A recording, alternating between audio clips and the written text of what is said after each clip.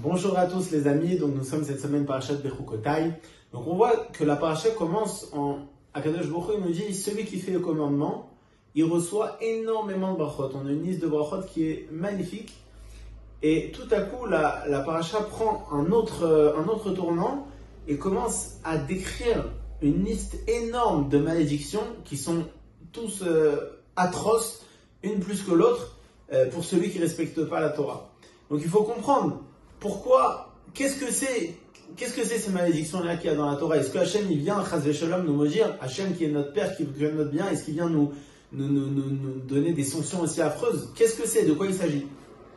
On raconte dans la Gemara Moed Katan que Rabbi Shimon Bar Yochai, c'était la Iboula cette semaine, l'Akba Omer, il a dit à son fils Rabbi Eliezer d'aller voir deux Tanaïm pour aller prendre des brachot. Et donc prendre des bénédictions. Et donc il a été voir ces deux Tanaïm là, et au lieu de lui donner des brachot, ils ont commencé à le maudire, à lui dire que tu vas ensemencer ton champ et tu vas pas récolter, tu vas sortir les choses du champ, tu vas pas pouvoir les rentrer, etc. Plein de malédictions qui font que, un peu aussi ce qui est écrit dans la paracha, qui font qu'il va jamais réussir dans quoi que ce soit. Et donc quand il est rentré chez son père, chez Rabbi Shimon Bar Yochai, il était dépité, il a dit qu'est-ce que c'est ces malédictions qu'ils m'ont fait, en plus venant de grands Tanaïm comme ça, de grands Rabbanim, ça lui a fait peur.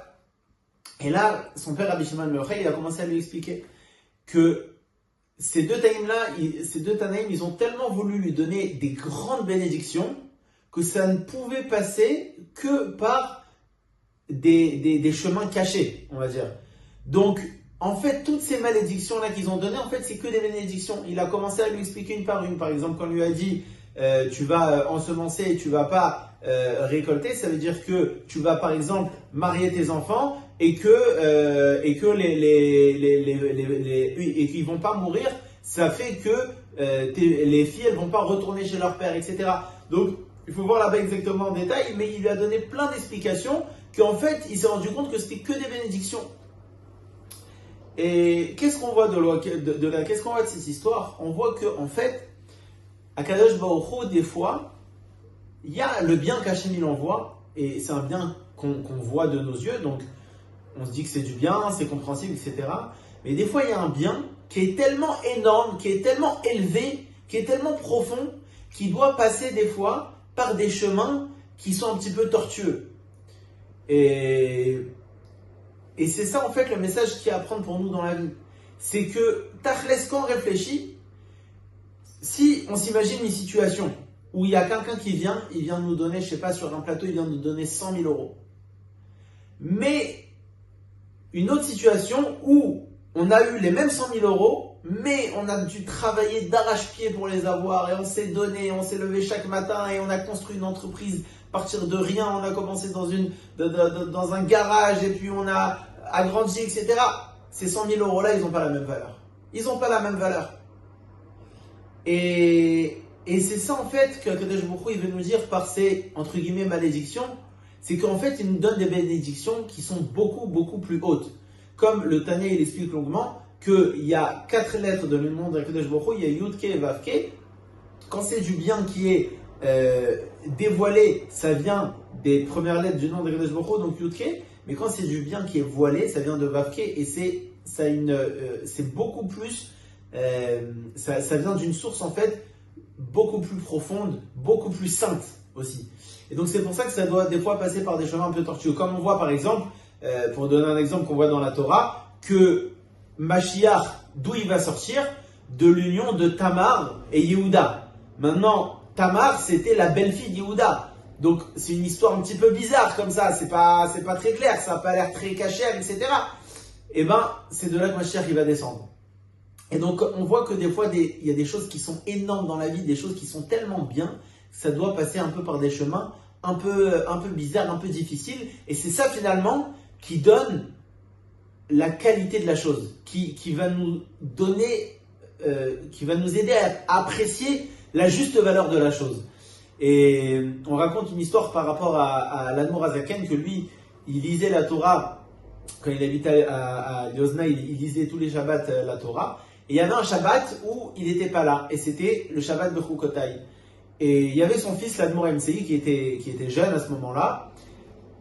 Et donc il y a un autre Baal Koré qui a lu la Torah, et quand il a lu la Torah, l'Admor MCI, il est tombé tellement malade que son père, l'Admor Azaken, il s'est demandé s'il pouvait jeûner à Yom Kippour.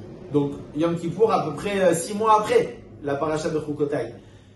Et on lui a demandé à l'Admor MCI, mais dis-moi, tous les ans tu écoutes la paracha de Chukotai, tu écoutes les malédictions qu'il y a dans la paracha, pourquoi cette fois-ci ça t'a rendu malade? Il dit non, quand mon père, l'Admor Azaken, il est lit, on n'entend pas des malédictions. Pourquoi? Parce que comme il est lit avec le vrai sens, le sens caché, mais le vrai sens finalement du verset, alors on n'entend pas les malédictions. Il faut savoir que c'est comme ça dans la vie. Akadosh Baruch Hu, il peut nous envoyer maintes et maintes épreuves. Et on le voit en ce moment, que ce soit avec la guerre, les Chayalim, et puis en plus de ça, il y a aussi les problèmes personnels de chacun. Mais, Tachles, quand on sait que Akadosh Baruch Hu, c'est notre Père, quand on se repose sur lui à 100%, on sait qu'il peut nous envoyer que du bien, qu'il n'y a pas du mal qui descend d'en bas, que du bien. Il peut nous avoir comme l'histoire avec Rabbi Akiva qu'on rencontre dans la Gemara, que Rabbi Akiva il avait une chèvre, il avait un âne et il avait une bougie. Et il va comme ça dans une ville pour être accueilli, etc. Tout le monde lui ferme les portes. Il dit bon, ok, je vais dormir dans la forêt. Il va pour dormir dans la forêt. Il y a un vent qui passe, il éteint sa bougie. Un vent qui passe, il éteint sa bougie, d'accord. Ensuite, il arrive quelque chose à son coq. Il se fait manger ou quelque chose comme ça. Il arrive quelque chose aussi à son âne. Il n'a plus rien. Rabbi Akiva, il n'a plus rien. Et qu'est-ce qu'il dit? Kolman David Rahmana, l'état va vide. Tout ce qu'Akadosh Baruch Hu il fait, c'est pour le bien. Et dans la nuit, qu'est-ce qui s'est passé? Il y a eu des bandits qui sont arrivés dans la ville et ils ont dépouillé tout le monde, ils ont fait un massacre. Et maintenant quoi? S'ils avaient vu la lumière, ou s'ils avaient entendu l'âne qui brûlait, ou s'ils avaient entendu le coq de Rabbi Akiva, etc., ils ont aussi pris Rabbi Akiva.